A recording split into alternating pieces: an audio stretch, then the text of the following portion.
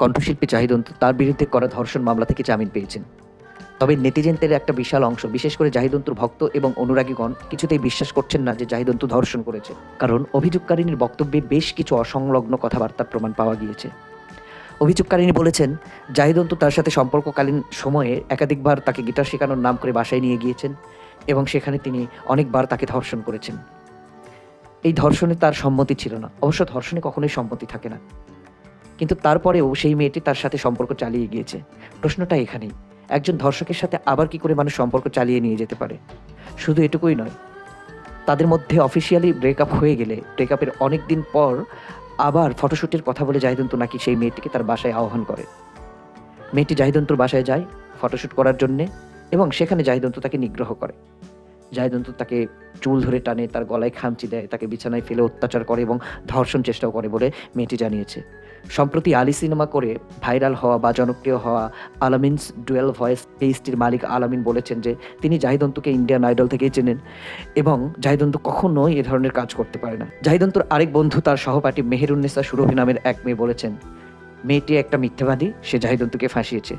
তার গলার যে খামচির দাগ বা আঁচড়ের দাগ, ওগুলো জাহিদ অন্তুর লাভ বাইট, অর্থাৎ সেক্স করার সময় জাহিদ অন্তু ওগুলো আদর করে তার গলায় কামড় দিয়ে দাগ করে দিয়েছে। এর মধ্যেও অনেকে আবার জাহিদ অন্তুকে দোষী সাব্যস্ত করছেন।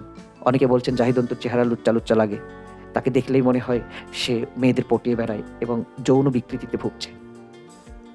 কয়েকজনের কমেন্টে আবার অনেকটা অন্যরকম ইঙ্গিত পাওয়া যায়। একটা মেয়ে বলেছেন যে জাহিদ অন্তু আসলে সে নিজে মেয়ে, সে কি করে আরেকটা মেয়েকে ধর্ষণ করবে। এই ধরনের আরও অনেক অনেক অভিযোগের মধ্য দিয়েও একটা প্রশ্ন কিন্তু মাথায় থেকেই যায়, সত্যি কি জাহিদ অন্তু ধর্ষণ করেছিলেন? আর যদি সেটা করবেনই, কেন একজন ধর্ষকের বাসায় প্রফেশনাল কাজের জন্য একটা মেয়ে যাবে? এটা কোনোভাবেই গ্রহণযোগ্য কোনো যুক্তি হতে পারে না। একজন মানুষ কখনোই তার ধর্ষকের বাড়িতে কাজের জন্য আবার নতুন করে যাবে না, তার সাথে যোগাযোগ রাখবে না, শুধুমাত্র সাবেক প্রেমিক বলেই তার ধর্ষণকে কখনোই ক্ষমা করবে না। অর্থাৎ এই মেয়েটির অভিযোগের ভিত্তির মধ্যে অনেকটা গণ্ডগোল রয়েছে। আর ঠিক এই কারণেই সামাজিক যোগাযোগ মাধ্যমগুলোতে মেয়েটিকে নিয়ে চলছে ব্যাপক সমালোচনা। অবশ্য জাহিদ অন্তুর শত্রু যারা, তাদের মনের মধ্যে বেশ আনন্দের ঢেউ লেগেছিল। এত তাড়াতাড়ি একটা ছেলে সাকসেসফুল হয়ে যাচ্ছে, এটা মনে হয় তাদের সহ্য হচ্ছিল না। যাই হোক, জাহিদ অন্তু যদি সত্যি নির্দোষ হন, তবে তার নির্দোষ প্রমাণিত হওয়াই উচিত।